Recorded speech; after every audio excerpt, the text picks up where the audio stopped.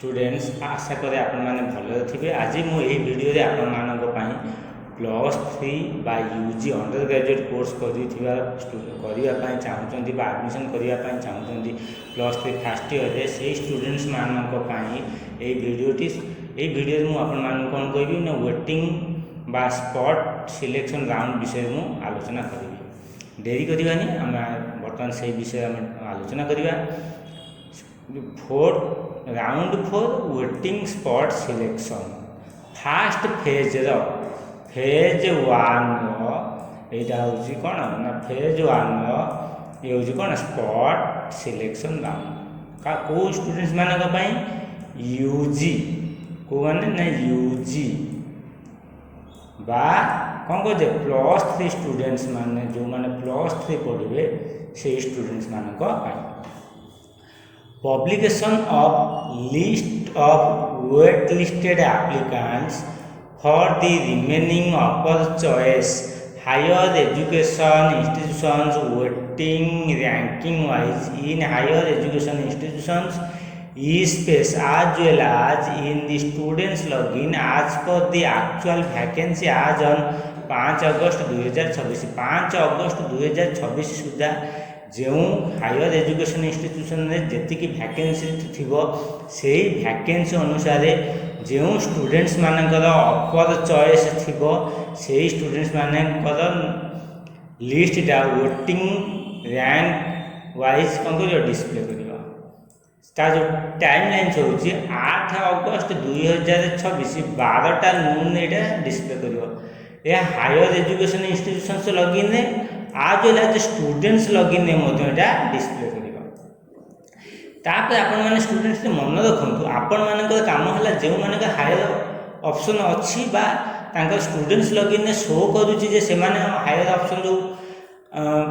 Higher education institution गुड़िक अच्छी से आपण मानक रिपोर्टिंग करने को पड़ो वेट लिस्ट ना थिले किभली फिजिकल रिपोर्टिंग करेंगे आपण निजे जाए रिपोर्टिंग करेंगे in physical reporting of interested waitlisted applicants for submission of common application form submit करिवे along with relevant documents in their respective higher education institutions for participating in the waiting list round admission waiting list round admission में participate करिबा पाई students निजे तार common application form एवं relevant document Gudi को नहीं जो higher education institution रे से माने वेटिंग लिस्ट राउंड रे सिलेक्शन होइथिबे बा लिस्ट रे ना आपण मानकर थिबो से हायर एजुकेशन इंस्टीट्यूशन रे आपण माने कोन करिवे आपण माने जाई डॉक्यूमेंट सहित कॉमन एप्लिकेशन फॉर्म टी को कौन करेंगे सबमिट करेंगे तार डेडलाइन हूँ 10 अगस्त 2026 11टा AM रु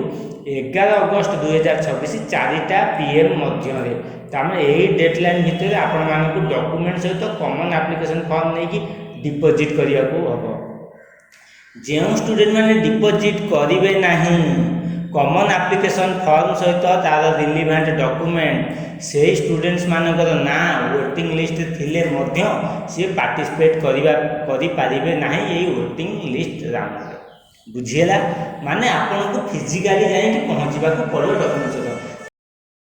स्टूडेंट से आउट पॉइंट गला the interested applicants must appear in person however a representative with valid ID proof may also be permitted to report on their behalf students आपण माने जदि निजे जाई पार नांती से रेस्पेक्टिव हायर एजुकेशन इंस्टीट्यूशन को ताले आपण मानकर रिप्रेजेंटेटिव को common application form with relevant document देबे और वैलिड आईडी प्रूफ सहित सी डिपोजिट करेंगे यही stipulated time 10 August 2026 11टा AM 11 August 2026 4टा PM मध्य तापरे जो माने रिपोर्टिंग करथिबे जे स्टूडेंट्स माने से स्टूडेंट्स मानक publication of merit list among the reported waitlisted applicants at the notice board and or website of the higher education institutions and communicate to the selected applicant via cell phone SMS आ माध्यम जो मैंने selection हे से माने कौन करेंगे से माने respective higher education institution माने फोन कॉल SMS माध्यम डाकिबे एवं नोटिस बोर्ड रे एवं वेबसाइट रे कौन करिए मेरिट लिस्ट शो करिए। चार डेडलाइन होची 12 अगस्त 2026 2टा PM रे या पर कौन हम आपण माने कौन करिए एडमिशन करिए बा reporting of the wait listed applicants for validation of document final admission collection of admission fees where applicable directly by the higher education institutions in online mode कौन हो net banking bank challan NEFT UPI and admission updation of the wait listed applicants in the e-space of the higher education institutions आपण मान जो मन selection है दिबे से माने रिपोर्टिंग करिवे तार डेडलाइन होची 13 अगस्त 2026 10टा AMU 14 अगस्त 2026 5टा PM मध्य रिपोर्टिंग करिवे